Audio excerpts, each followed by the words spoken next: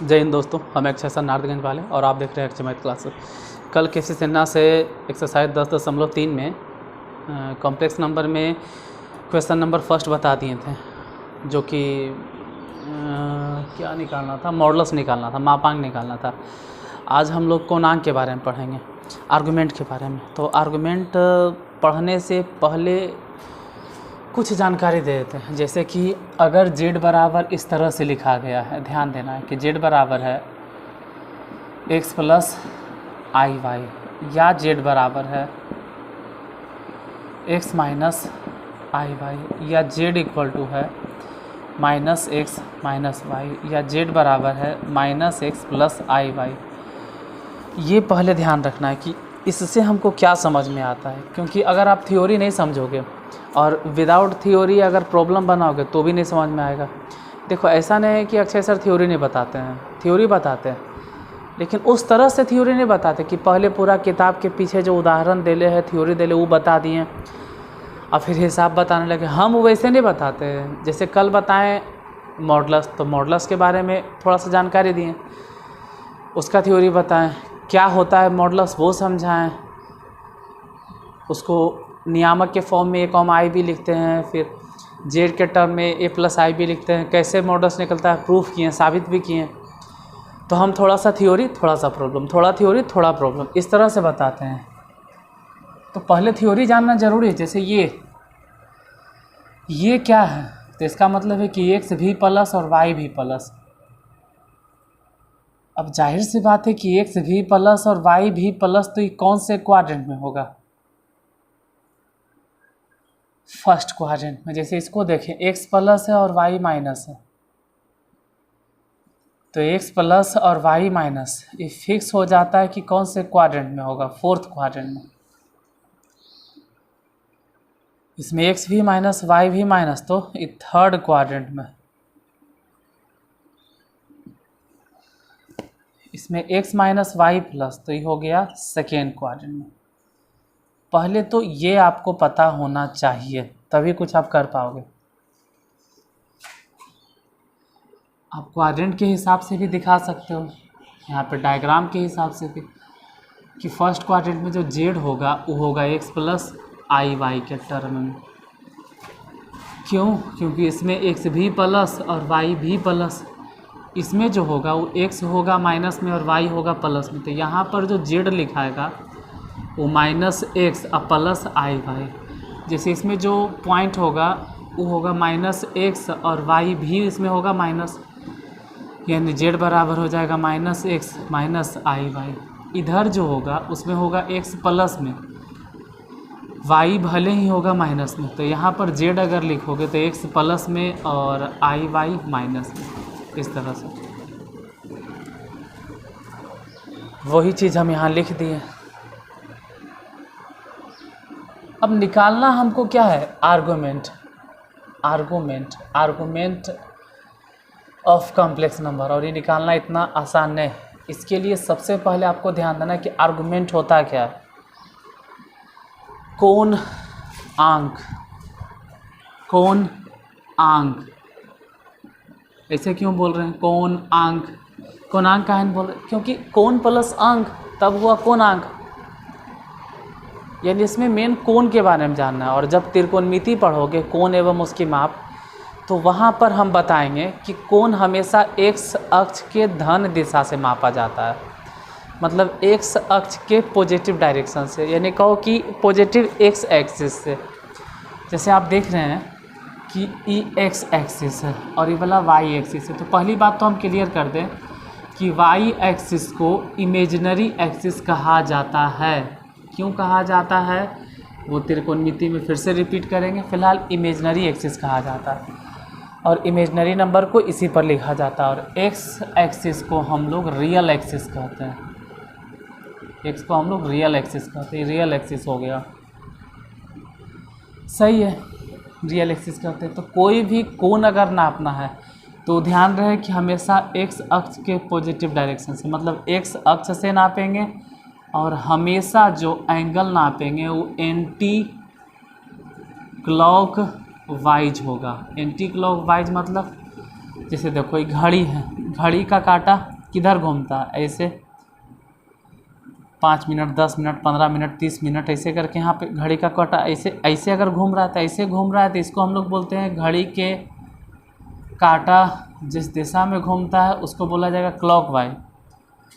लेकिन अगर आप ऐसे कोण नापते हो तो घड़ी का कांटा ऐसे थोड़ा घूमता हो, तो इधर से घूमता है। तो अगर आप ऐसे नाप रहे हो या फिर समझो ऐसे चल रहे हो तो इसको कहा जाता है कि ये क्लॉकवाइज नहीं है, एंटी क्लॉकवाइज है। और कोण हमेशा ऐसे ही नापा जाता है, ना कि क्लॉकवाइज। ये याद रखना, एंगल हमेशा ऐसे ही नापा जाता है, एंटी क्लॉकवाइज। इस तरह से ऐसे घड़ी के जस्ट विपरीत दिशा में। तो हम कोण नापना शुरू करेंगे यहाँ से और चलेंगे इधर। अब मान लो सपोज दैट हम चाहें तो हर एक क्वाड्रेंट में एक एक करके प्रूफ कर सकते हैं, इसमें इसमें इसमें इसमें सब में साबित कर सकते हैं हम चाहें तो, और हम कर भी देंगे। लेकिन यूट्यूब पे वही सब बच्चे होते हैं जो थोड़ा सा मैथ में वीक होते हैं, बुरा नहीं मानना है, या मैथ में जिनको डर लगता है वही यूट्यूब पे आके सर्च करते हैं या गूगल पे सर्च करते हैं। बाकी तो जो कोटा वोटा दिल्ली उल्ली में पढ़ने वाले वो तो अपना कैप्चर कर ही लेते हैं, कवर कर लेते हैं। तो आप लोग थोड़ा सा अगर वीक हैं तो पेशेंस रखो, एक लेवल बनाने दीजिए। जब आपको मैथ में हम बना देंगे फिर तो टफ़ से टफ़ चीज़ें भी आपको बताएंगे। तो फ़िलहाल हम चारों क्वाड्रेंट को लेकर नहीं बताएंगे, सिर्फ एक क्वाड्रेंट पे हम समझा देते हैं। मान लीजिए फर्स्ट क्वाड्रेंट में यहाँ पर कोई जेड है, अब जाहिर सी बात है जेड है तो जेड को ऐसे ही लिखा जाएगा एक्स प्लस आई वाई। इसका मतलब आप समझते हैं कि एक्स नियामक एक्स और वाई नियामक वाई, जैसे डॉट डॉट, अरे यार गड़बड़ हो गया, ई हो गया एक्स नियामक और ई हो गया वाई नियामक। आपको ई वाला हो गया जेड, ये जो देख रहे हैं जेड, अगर ऐसे सोचोगे तो ये मॉड ऑफ जेड हो गया, ठीक है जेड। और एक्स अक्ष के धन दिशा से एंगल कितना बनाए हुए, थीटा। अब थीटा कैसे निकालोगे, जिसमें वाई भी आ जाए और एक्स भी आ जाए, जेड नहीं आए क्योंकि जेड तो देलेन रहेगा, मॉड ऑफ जेड नहीं देले रहेगा, वाई और एक्स आना चाहिए। तो थीटा के सामने वाली भुजा हो गया लंब और ये वाला हो गया आधार, मतलब परपेंडिकुलर और बेस। अब सोचो कि परपेंडिकुलर और बेस कहाँ आता है, तो थीटा कौन से थीटा में आता है, टैन थीटा। तो पहले आपको निकालना होगा टैन थीटा बराबर मॉड ऑफ वाई बटा एक्स। ऐसा क्यों, वाई हो गया लंब और नीचे हो गया आधार, और लंब आधार निकालेंगे। मॉड ऑफ काहे लिखे, क्योंकि अगर प्लस में भी आता है प्लस लिखो, माइनस में आता है तो भी प्लस लिखो। मॉड ऑफ का मतलब ही होता है कि जो भी निकले आपको लिखना प्लस में है, प्लस आ गया तो प्लस में ही लिखना है। और बाय द वे हल करके माइनस में आ गया, माइनस में आ गया तो भी प्लस में लिखना है। प्लस है तो प्लस में लिखाएगा, कोई दिक्कत है ये नहीं।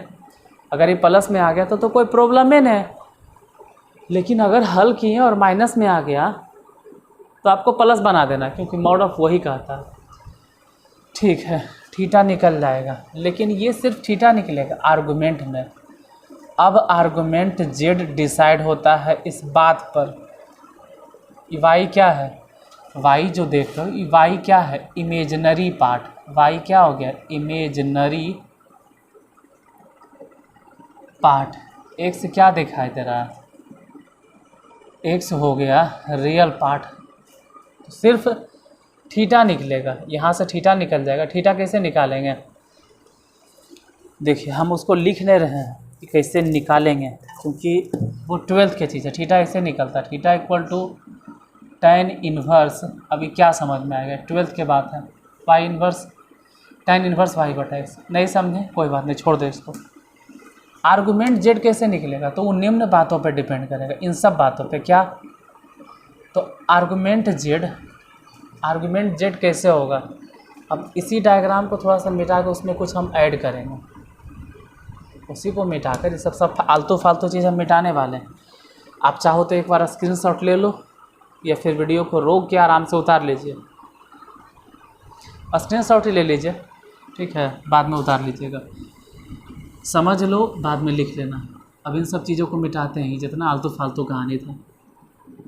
आलतू फालतू तो नहीं बोलेंगे, इम्पोर्टेंट था, लेकिन अगर इन सब चीज़ों को नहीं मिटाएंगे तो फिर हम आगे नहीं समझा पाएंगे, इतने में अटके रह जाओगे आप। देखो करना क्या होता है, अगर कोई कॉम्प्लेक्स नंबर फर्स्ट क्वाड्रेंट में, सपोज दैट ऐसे है जेड, फर्स्ट क्वाड्रेंट का मतलब हो गया जेड बराबर एक्स प्लस आई वाई, इस तरह से है, मतलब इसका एक्स नियामक एक्स और वाई नियामक वाई मान लीजिए। तो इसमें जो थीटा निकलेगा वो तो यही थीटा हो जाएगा, ठीक है, आर्गुमेंट यही हो जाएगा। मतलब इफ़ माने अगर, if z equal to x plus i y. अब ये देख के समझ में आना चाहिए कि क्या है, ये क्या है, एक्स भी प्लस में वाई भी प्लस में, तो हम लोग कह सकते हैं ना कि जेड कहाँ है, in the first quadrant, in the first quadrant. ये कहाँ पड़ेगा फर्स्ट क्वाड्रेंट में, अगर ये फर्स्ट क्वाड्रेंट में है तो बहुत सिंपल सा जवाब है कि ऐसे सिचुएशन में देन आर्गुमेंट जेड, ऐसे लाइन बना देते हैं, आर्गुमेंट जेड जो आप निकालोगे थीटा वही हो जाएगा, ज़्यादा टेंशन नहीं लेना है, जितना थीटा निकलेगा। लेकिन सेकेंड केस, अगर ऐसा हो गया, इफ़ जेड इक्वल टू, अगर जेड यहाँ आ गया, इधर है जेड जिसमें एक्स माइनस में और वाई प्लस में, मतलब ऐसे समझो कि एक्स माइनस में हो गया, वाई प्लस में, माइनस में होगा, तो थीटा तो ये वाला होगा। तो इसको कैसे लिखें, तो थीटा ई नहीं नापना है, थीटा कहाँ से नापना है, एक अक्ष के धन दिशा से, तो एक अक्ष के धन दिशा यही तो हो गया एक अक्ष, पॉजिटिव डायरेक्शन। अब कैसे चलना है, ऐसे देखो ये भी एक अक्ष है, ये भी एक अक्ष है, लेकिन यहाँ से कोण आप एक्स अक्ष पे मार्कर रखें और एक्स अक्ष पे मार्कर रख के आप नापना शुरू कर रहे हैं, किधर भाई, उधर, ये वाला डायरेक्शन क्या है, क्लॉकवाइज, इसलिए ये थीटा नहीं चलेगा। थीटा यही है, चलो भाई मानते थीटा, लेकिन ये नहीं चलेगा, तो कौन चलेगा, अगर ये थीटा है अब पूरा 180 है, तो जाहिर सी बात है यहाँ से कोण नापो ऐसे, क्यों, देखिए ये एक अक्ष के धन दिशा है और ऐसे कोण नापे, ऐसे ऐसे ऐसे ऐसे ऐसे ऐसे ऐसे यहाँ के, तो एक अक्ष के पॉजिटिव डायरेक्शन और चल भी रहे हैं हम एंटी क्लॉकवाइज, तो अगर ये थीटा है तो जाहिर सी बात है यहाँ से लेके यहाँ तक का जो एंगल होगा वो हो जाएगा पाई माइनस में थीटा, इतना बड़ा एकदम। यानी कि अगर जेड ऐसा रह गया कि minus x plus i Y, ये क्या है, कौन से क्वाड्रेंट में है, इन द सेकेंड क्वाड्रेंट, ये जेड कौन से क्वाड्रेंट में है, सेकेंड क्वाड्रेंट। देन आर्गुमेंट क्या बोलोगे, आर्गुमेंट ऑफ जेड तो लिख तो दिए कि थीटा नहीं होगा, आर्गुमेंट जेड क्या हो जाएगा, पाई माइनस थीटा, ये वाला दोनों याद रखना। थर्ड केस ज़रा ऐसे जो सोचिए, तीसरा नंबर की, इफ़ जेड इसमें आ जाए, सपोज दैट यहाँ पर, अब मान लो कि कोण तो बनेगा एक अक्ष के साथ ही, वाई अक्ष के साथ में नहीं बनता है, क्यों, वाई इमेजनरी एक्सिस है, वो सिर्फ इमेजिन किया जा सकता है, कोण तो बनेगा एक अक्ष के साथ। यहाँ थीटा दे रहे हैं, ये थीटा दे रहे हैं, तो अभी क्या करेंगे, यहाँ से थोड़ा नापेंगे, तो एक अक्ष के धन दिशा है, एजेस कैसे नापेंगे, हमको नापना यहाँ से होगा और यहाँ से यहाँ तक, तो पहले यहाँ से नापते नापते नापते नापते नापते नापते यहाँ तक, ये तो 180 डिग्री हो गया, और ये थीटा, मतलब अभी बोलोगे pi plus pi plus theta, यानी कि अगर जेड ऐसा हो गया कि माइनस एक्स माइनस आई वाई, ये कौन से क्वाड्रेंट में, इन द थर्ड क्वाड्रेंट, अगर थर्ड क्वाड्रेंट में हो गया देन आर्गुमेंट जेड कहाँ जाएगा, आर्गुमेंट जेड हो जाएगा पाई प्लस थीटा। अब नीचे शायद दिखाई नहीं देगा अगर हम लिख देंगे तो, चलिए एक लाइन और दिखेगा, उसको भी कंसीडर कर लेते हैं। फोर्थ, इफ़ जेड अगर उसमें चला जाए, यहाँ इसमें आ जाए, तो क्या होगा, देखो एंगल तो यही वाला मानेंगे, एंगल हमेशा, जैसे ही कॉम्प्लेक्स नंबर है जेड जो भी रहे, इसको बोलेंगे कि एक्स प्लस में आई वाई माइनस में, कोण तो हमेशा एक शख्स से ही मानना है, लेकिन एक शख्स पे मार्कर रखे और हम ऐसे घुमा दिए तो ये तो क्लॉकवाइज हो गया ना, तो ये वाला एंगल नहीं चलेगा, ये एंगल गड़बड़ हो जाएगा, रखना यहीं पे है। लग रहा है कि इस लाइन तक ऐसे रखिए सर और लाइन पे पहुँचिए, बड़ी आसान है, आसान है, लेकिन ये वाला नहीं चलेगा। यहाँ रखो और इतना घूम के आओ, जो पीके वाला जो कहानी है ना, 2 किलोमीटर घूम के आओ, वो 2 किलोमीटर घूम के आओ, मतलब ये थीटा नहीं चलेगा, क्योंकि आप तो एक अक्ष पे मार्कर रखे, बहुत अच्छा बात, लेकिन अगर एक अक्ष पे मार्कर रखे और फिर नीचे जा रहे थे तो क्लॉकवाइज होगी, तो घड़ी के कांटा की दिशा में आप जा रहे हैं, आपको यहाँ रखना है, लेकिन घड़ी के कांटा के विपरीत दिशा में आना है। यानी खुद सोचो कि पूरा एंगल कितना होता है 2 पाई, और 2 पाई में से मात्र इतना घटा दो, तो इधर वाला एंगल आप क्या बोलोगे, 2 पाई माइनस थीटा। यानी चौथा हम ये कह रहे थे कि अगर z ऐसा हो गया कि x प्लस लेकिन i y माइनस में, देन आप समझिए कि फोर्थ में है, तो आर्गुमेंट z क्या हो जाएगा, तो बोलोगे 2 पाई माइनस थीटा। और यही बात याद रखना था, ये सिर्फ आर्गुमेंट z हो गया। अब एक बात और इम्पॉर्टेंट है, एक बात और इम्पॉर्टेंट है। ऐसे तो एक और शॉर्टकट ट्रिक है, लेकिन ट्रिक बताएंगे तो फिर उड़ जाएगा ऊपर ऊपर। नियम से ही चलिए, नियम से ही चलिए, बाद में जब आपका समझ एक तरह से तैयार हो जाएगा तो हम ट्रिक बता देंगे। इसको मिटाते हैं, जब एक कॉन्सेप्ट क्लियर हो जाएगा ना तो फिर ट्रिक भी बता देंगे कि क्या ट्रिक है, अभी नहीं। देखिए इतना समझ गए, और मान लो सपोज दैट कि आर्गुमेंट z, आर्गुमेंट z का कोई वैल्यू पूछे कितना होता है, तो आर्गुमेंट z का principal value of argument z याद रखना, जो भी निकालोगे, मान लो थीटा अल्फ़ा जो भी निकला, सपोज दैट अल्फ़े निकल गया, तो इस अल्फ़ा का मान जो होगा वो माइनस पाई से बड़ा होगा लेकिन पाई से छोटा होगा, ये याद रखना है। माइनस पाई से बड़ा होगा लेकिन पाई से छोटा होगा, इतना बात आपको ध्यान में रखना होगा।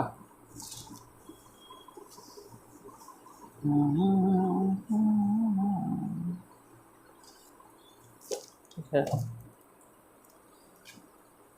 ज़्यादा कन्फर्म है तो यहाँ पे माइनस लगा दो, लेकिन हर बार ऐसा हो कोई गारंटी थोड़ा है। अगर ऐसा हो गया, अगर ऐसा हो गया कि अल्फ़ा हम कह रहे हैं कि माइनस पाई से बड़ा, अल्फ़ा जो है माइनस पाई से भी छोटा हो गया, अरे यार अल्फ़ा जो है माइनस पाई से छोटा हो गया, पाई मतलब 180 डिग्री होता है, अगर अल्फ़ा माइनस पाई से छोटा हो गया तो क्या करें, तो इसका प्रिंसिपल वैल्यू तो गड़बड़ हो जाएगा। तब principal value of argument z कैसे निकलेगा, तो प्रिंसिपल वैल्यू कैसे निकलेगा, अल्फ़ा माइनस पाई से भी छोटा हो गया, तो एक काम करो इसमें जोड़ दो पाई, अब पाई नहीं जोड़ो, पाई के दुगना जोड़ दो, पाई मतलब बेटा, तो जोड़ दो इसके बाप को, यानी कि पाई का दुगना जोड़ दो, इसके बाबूजी को जोड़ दो, अब तो बड़ा हो जाएगा। इसको याद रखना है फर्स्ट पार्ट में। दूसरा दिखाई दे रहा है या फिर फालतू हम लिखते जा रहे हैं, थोड़ा सा कट रहा है ना। अगर ऐसा हो गया, मान लीजिए कि अल्फ़ा का मान बड़ा हो गया पाई से भी, हम बोले कि अल्फ़ा का मान माइनस पाई से बड़ा होना चाहिए, मानते हैं माइनस पाई से बड़ा होना चाहिए, लेकिन पाई से छोटा, ये अल्फ़ा जो है पाई से बड़ा हो गया, सपोज दैट इसको बोलेंगे आर्गुमेंट z। अगर ये बड़ा हो गया तो प्रिंसिपल वैल्यू कैसे निकालोगे, principal value of argument z कैसे निकलेगा, बड़ा हो गया है तो पाई से, हम एक काम करते हैं, तो ढेर बड़ा हो गया है तो बाबूजी के घटा देते हैं, मतलब पाई के दुगना को घटा देते हैं 2 पाई। और ये दोनों बात वेरी वेरी वेरी इंपॉर्टेंट है, इसके बिना आंसर नहीं आ पाएगा। बहुत बहुत बहुत और बहुत लगा दो 3-4, बहुत ज़्यादा इंपॉर्टेंट है। ये तो खैर आप डायग्राम से भी निकाल लोगे, ये इतना टफ था नहीं, ये दोनों याद रखना बहुत ज़रूरी है कि जो आर्गुमेंट z निकलेगा उसका मान माइनस 180 से छोटा नहीं होना चाहिए, तो बड़ा प्लस 180 से बड़ा नहीं होना चाहिए। मतलब कि अगर माइनस 270 आ गया तो ये प्रिंसिपल वैल्यू नहीं है, या फिर मान लो कि प्लस में 200 आ गया तो भी प्रिंसिपल वैल्यू नहीं है। अगर 150 है तो प्रिंसिपल वैल्यू हो सकता है, माइनस में 150 है तो भी प्रिंसिपल वैल्यू हो सकता है, माइनस 170 है तो भी प्रिंसिपल वैल्यू हो सकता है। अगर माइनस 200 हो गया तो प्रिंसिपल वैल्यू नहीं होगा। यानी माइनस में भी इधर मान लो माइनस है तो माइनस में भी 180 नहीं टपना है और प्लस में भी 180 को नहीं टपना है। इसके बीच में जो मान आएगा वही principal value of argument z होता है। अब कुछ क्वेश्चन देख लेते हैं। अभी तक तो पूरा थ्योरी था एकदम।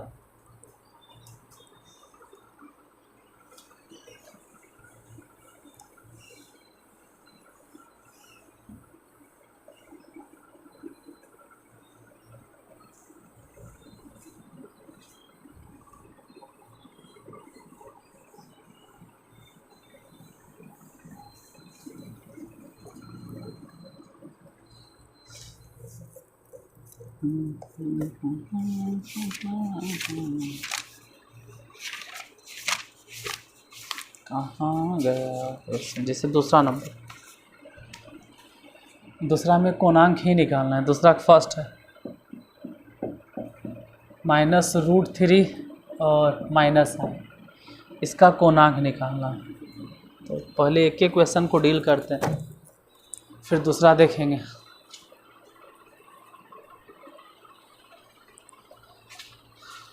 देखिए, अगर कोणांक निकालना है तो कोणांक के लिए सबसे पहले बोले थे कि आपको tan थीटा निकालना पड़ेगा। tan थीटा के फार्मूला क्या होता है? मॉड ऑफ y बटा में x। tan theta equal to y ढूंढने लगे, कितना मिलेगा? Mod of y। y मतलब इमेजनरी पार्ट, यहाँ नहीं कुछ तो 1 है, भले ही -1 लिखो, और x क्या है? -√3, माइनस में ही लिखो, माइनस से माइनस कैंसिल, यानी tan थीटा बराबर 1/√3। अब सोचो थीटा इक्वल टू कितना डिग्री? 1/√3 मतलब कि 30 डिग्री होता है। 30 डिग्री को 30 डिग्री लिखो, या फिर एक काम करो कि π/6। सिर्फ थीटा निकला है, इसको आर्गुमेंट नहीं कहा जा सकता है, ये सिर्फ थीटा है। आर्गुमेंट जेड के लिए अब सोचना पड़ेगा कि जो कॉम्प्लेक्स नंबर है कौन से क्वाड्रेंट में, ये देखना पड़ेगा कि कॉम्प्लेक्स नंबर कौन से क्वाड्रेंट में। अभी तो थ्योरी बताए थे कौन से क्वाड्रेंट में है, तो x भी माइनस और y भी माइनस। फिर से एक बार छोटा सा डायग्राम बना के समझा देते हैं। फर्स्ट क्वाड्रेंट में है तो आर्गुमेंट जेड यही रहेगा। अगर सेकेंड क्वाड्रेंट में आ गए तो इसको कहेंगे कि π-θ। थर्ड में आ गए तो π+θ, और इसमें चले गए तो 2π-θ। ऐसे काहे कहते हैं सर? या तो पाई या तो 2π इंक्लूड काहे करते हैं? देखो, इसको बोलेंगे थीटा और ये कहेंगे कि 180 से कम है π-θ, और इसको कहेंगे 180 से ज़्यादा। कुछ लोग इसको ये भी कह सकते हैं कि ऐसे क्यों नहीं लिखते हैं सर 90+θ, 90 से ज़्यादा नहीं बोलेंगे। क्यों? 90 इमेजनरी एक्सिस है, इसीलिए नहीं बोलेंगे। π-θ, π+θ, और ये तो क्या 2π-θ, याद रखिएगा।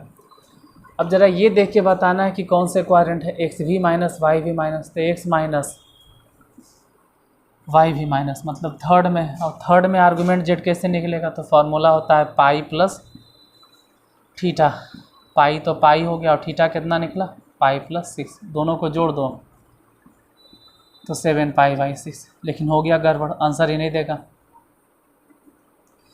ऐसे लिख सकते हो, आंसर में कोई दिक्कत नहीं, आंसर हो गया, कोई परेशानी नहीं, आंसर हो गया। लेकिन ये सिर्फ आर्गुमेंट निकला, सिर्फ कोणांक निकला। अगर प्रिंसिपल वैल्यू चाहिए तो चेक करना होगा, principal value of argument Z, उसके लिए चेक करना होगा कि इसका मान 180 से बड़ा तो नहीं हो गया। जैसे देखो π/6 मतलब 30 डिग्री, और 7 × 30, खुद सोचो ना कितना होता है? 210।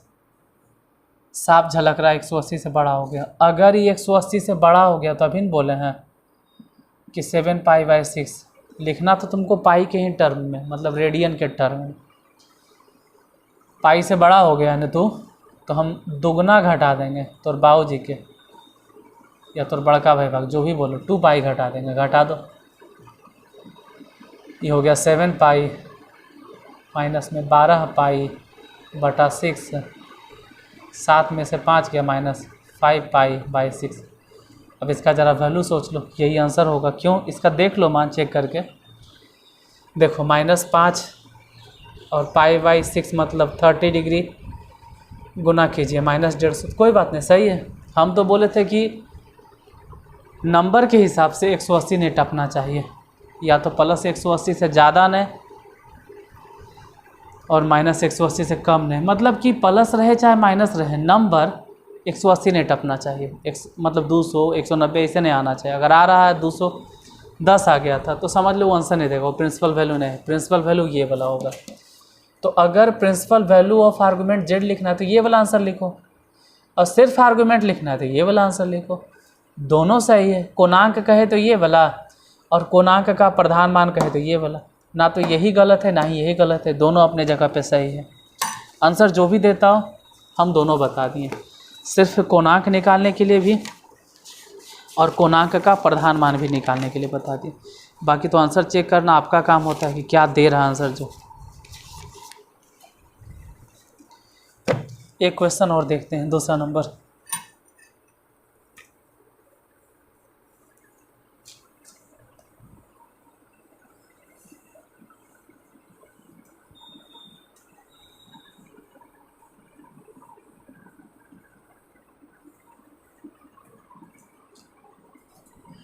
इसको और शॉर्ट कर देते हैं धीरे धीरे। मेन तो यही है, फर्स्ट क्वाड्रेंट में सिर्फ थीटा, सेकेंड क्वाड्रेंट में पाई माइनस थीटा, और इसमें पाई प्लस थीटा, और इसमें आते आते 2 पाई माइनस थीटा। ये तो ठीक है। और इसको बोलेंगे कि पाई से कम है और ये पाई से ज़्यादा है, और इसको बोलेंगे 2 पाई से कम। सेकेंड नंबर क्वेश्चन दूसरा, 1 + i बटा 1 - √3i।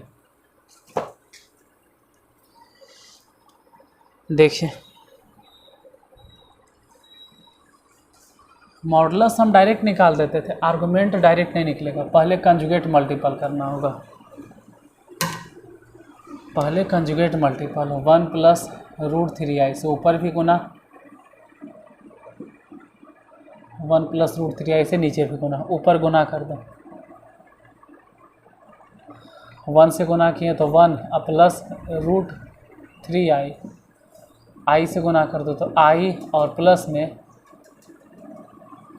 √3i² नीचे, a - b a + b, तो पहले तो a² और फिर माइनस √3i²। ये तो ये कहीं रह गया। यहाँ देखो माइनस में √3, क्यों? क्योंकि i² के वैल्यू माइनस में, इन दोनों में से i कॉमन, तो i अगर कॉमन लेंगे तो 1 प्लस में √3 बटा 1 हो गया, रूट से स्क्वायर कैंसिल तो सिर्फ 3 और i²। यहाँ से 1 - √3 और प्लस i × 1 + √3, नीचे अलग कर दो, जैसे नहीं रहने दो एक लाइन। 1 और प्लस 3, प्लस क्यों हो गया? क्योंकि i² के वैल्यू -1, तो 1 - √3/4 ये रियल पार्ट हो गया, और इमेजनरी पार्ट 1 + √3/4, रियल पार्ट अलग, इमेजनरी पार्ट अलग। अब सबसे पहले काम करना होता है कि आपको tan थीटा निकालना पड़ेगा। tan theta = formula mod(y/x)। अब tan थीटा = mod(y/x) देख लेते हैं। y मतलब कितना है? 1 + √3, तो लिख देते हैं 1 + √3, और बटा में x मतलब कितना है? 1 - √3। आपको लग रहा होगा ना कि 1 + √3/4 छोड़ दिए, तो वैसे तो यहाँ भी छोड़ दिए। काहे छोड़ दिए? क्योंकि कट जाएगा। अब नीचे से रूट ख़त्म करने के लिए आप कंजुगेट मल्टीपल कर दो, 1 - √3 से ऊपर भी गुना और 1 - √3 से नीचे, नहीं प्लस करके गुना, चिन्ह बदलाएगा नहीं। तो tan थीटा बराबर कितना हो गया? ऊपर हो गया 1 + √3 के होल स्क्वायर, और नीचे हो गया 1 के स्क्वायर और माइनस में √3 के होल स्क्वायर। tan थीटा बराबर ऊपर तोड़ो a² + √3 का स्क्वायर प्लस में 2ab, 2a मतलब 1, अब b मतलब √3। नीचे देखते हैं 1 का स्क्वायर 1 और ये सिर्फ 3। tan थीटा बराबर कितना हो गया 1 तो 1 और √3 का स्क्वायर सिर्फ 3 और प्लस 2√3 बटा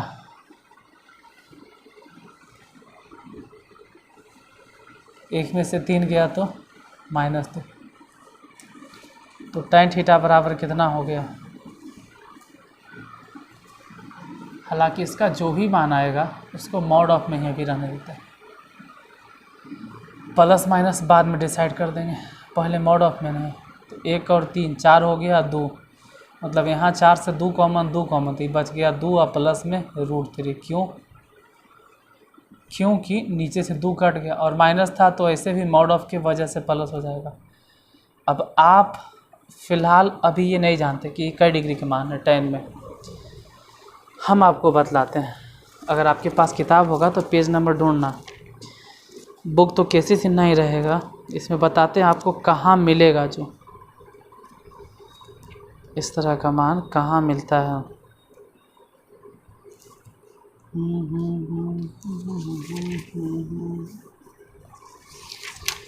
पेज नंबर 6.6 के आसपास निकालोगे।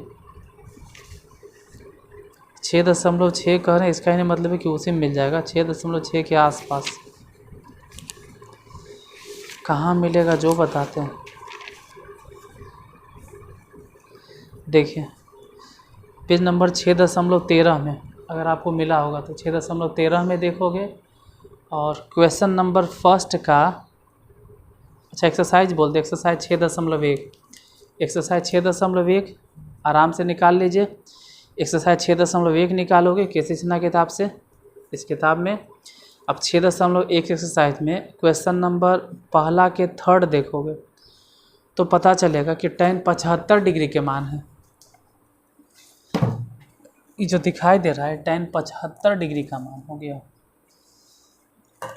ये कितना डिग्री का मान है शायद दिखाई भी दे रहा है या नहीं दे रहा है, सही। ये जो देख रहे हो ना 75 डिग्री है तो थीटा बराबर हो गया 75 डिग्री। अब प्रॉब्लम हो गया ये 75 डिग्री है और हम जानते हैं रेडियन में, तो रेडियन में पहले कन्वर्ट नहीं करो तो थीटा इक्वल टू पहले तो रेडियन में कन्वर्ट करेंगे। 75 डिग्री को रेडियन में कन्वर्ट करने के लिए अपने मने से पाई गुना करती है, पाई मतलब रेडियन। पाई जो है, पाई का मान 180 होता है, तो आप इनडायरेक्टली 180 से गुना कर रहे हैं तो डायरेक्टली एकदम 180 से भागा भी दे दो और दोनों के काट भी दो, कट जाएगा। 15 पचे 75 और 15 से इसको काट दो 12 बार में, तो थीटा इक्वल टू जो कट के आया वो हो गया 5 पाई/12। अब सोचना ये है कि ये जो कॉम्प्लेक्स नंबर है ये कौन से क्वाड्रेंट में था, कहाँ से आएगा समझ में। यहाँ पर देखिए, इस जगह पे देखो, यहाँ इसमें ये जो दिखाई दे रहा है प्लस है या माइनस है, बहुत कम लोगों को समझ में आता है, हम समझाते हैं। देखो एक तो एक है और √3 का मान जो होता है वो 1.732, देखिए एक है, अच्छा बात है एक है। √3 का मान होता है 1.732, तो एक में से अगर 1.732 घटाते हो, मतलब एक छोटा है और छोटका में से बड़का अगर घटाओगे तो जाहिर से बात है घट के माइनस में आ जाएगा, तो x माइनस में हो गया और ये तो खैर प्लस में है। तो अगर ई माइनस में हो गया, x माइनस में और ये वाला प्लस में, तो x माइनस और y प्लस, मतलब इस सेकेंड क्वाड्रेंट में हो गया, सेकेंड क्वाड्रेंट में हो गया। आपको शायद समझ में नहीं आ रहा हो, इसमें x माइनस है और इधर ही जो देख रहे हैं y प्लस है। ये माइनस कैसे बोल रहे हैं, क्योंकि 1 है और √3 के मतलब आप लोग क्या जानते हैं 1.732, तो एक में से जब घटेगा 1.732 जो भी घटेगा तो माइनस में आएगा, तो ये माइनस में आ गया और ये तो सब प्लस में, तो इस सेकेंड क्वाड्रेंट में, इसीलिए आर्गुमेंट z कितना होगा। तो सेकेंड क्वाड्रेंट का नियम है कि पाई माइनस थीटा, थीटा मतलब 5 पाई/12। अब घटा दो तो ये ने गुना हो गया, 12 पाई वो घट गया 7 पाई/12। ये हो गया आर्गुमेंट जेड। क्या यही प्रिंसिपल वैल्यू भी है? ज़रा चेक कर लिया जाए एक बार। Principal value of argument Z, उसके लिए सोचना पड़ेगा कि इसका मान कितना होता है। अब ज़रा खुद सोचो, π/12 मतलब 7 गुने पाई, मतलब आप जानते हैं कि 180 डिग्री होता है। अब बटा में 12, इसे ही कट गया 15, 15 गुने 7 कितना हो गया 105। क्या फ़र्क पड़ता है 105 डिग्री 180 से तो कम ही नहीं है। हम बोल रहे थे कि अगर 180 से ज़्यादा हो गया तब प्रिंसिपल वैल्यू नहीं कहलाएगा। तो यहाँ तो 105 डिग्री है, यानी प्रिंसिपल वैल्यू यही वाला होगा 7π/5। इसमें जो आर्गुमेंट है वही principal value of argument z है, नहीं बदलेगा। तो दोनों का आंसर सेम हो गया। क्वेश्चन नंबर 3 भी बता देना चाहिए था, लेकिन जितना टाइम हम पढ़ाते हैं और जितना मेरा एक्सपीरियंस है उस हिसाब से लग रहा है कि थोड़ा सा ज़्यादा लंबा हो जाएगा। फिर आप क्लास को देखोगे लेकिन समझ में नहीं आएगा। तो आज जो भी थ्योरी बताएं उसको दोबारा से देखिए, कॉपी पे नोट कीजिए, समझने का प्रयास कीजिए और इसी थ्योरी को फिर से कल अप्लाई कीजिए। कल यही क्वेश्चन फिर से हम रिपीट करेंगे, यही नहीं इसी टाइप का, जिसमें आर्गुमेंट भी रहेगा और मॉडुलस भी रहेगा, दोनों मिला जुला के। तो क्लास अगर अच्छा लगे तो शेयर कर देना। फिर मिलते हैं कल। लाइक भी कर दीजिएगा और नए जो स्टूडेंट हैं वो चैनल को सब्सक्राइब कर लीजिएगा, जिससे कि आपके पास पर डे टाइम से वीडियो का नोटिफिकेशन पहुंचता रहे। पहुंचेगा तभी जब आप बेल आइकन पर क्लिक कर दोगे। वो बेल आइकन होता है जो नोटिफिकेशन वाला बेल आइकन, उस पर क्लिक करके ऑल पर क्लिक कर दीजिएगा। आपके पास हर एक नोटिफिकेशन पहुंचता हुआ रहेगा। तो आज के लिए धन्यवाद। फिर मिलते हैं कल अगले क्लास में। जय हिंद, जय भारत।